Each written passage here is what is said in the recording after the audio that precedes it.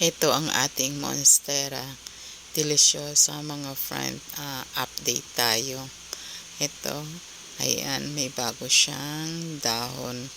Kaso yung kanyang bagong dahon ay may kumain, may kinainan, ayan siya. Ayun pa. Kaya bali hindi buo pero maganda pa rin naman yung dahon ng ating Monstera Deliciosa.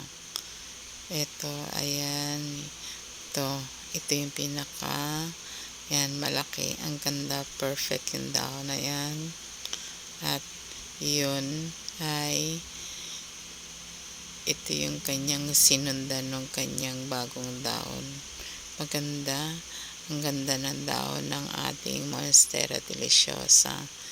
Ito, ayan mga friend, ito yung mga pinagtanggalan natin kasi nga nakaharang siya sa daan. Pero kung hindi sana natin tinanggal, marami na siyang dahon. Ang ating Monstera Deliciosa, napakaganda ng dahon niya, no? Ayan, ay tara mga friend, parang gusto kong kumuha ng dahon niya at ilalagay natin sa tubig.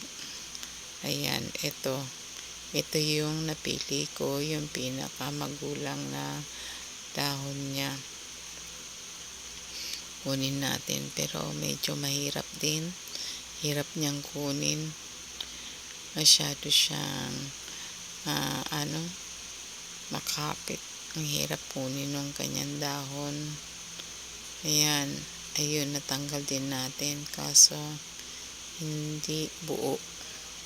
Ayan, ito na ang ating Monstera Deliciosa na dahon. Pero kuha pa tayo ng isa mga friend para dalawa. Ayan, ito.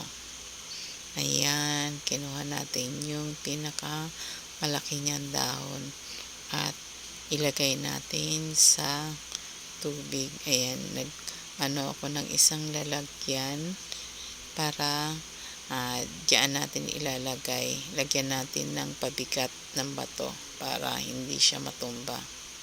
Ayan, ito na ang ating Monstera Deliciosa na dahon at ilalagay natin yan sa loob ng ating bahay kasi itong corner na ito ay parang hindi siya para mabuhay ang kanyang corner. Ayan, maganda, diba? Nagkaroon ng buhay ang ating corner dahil sa Monstera Deliciosa.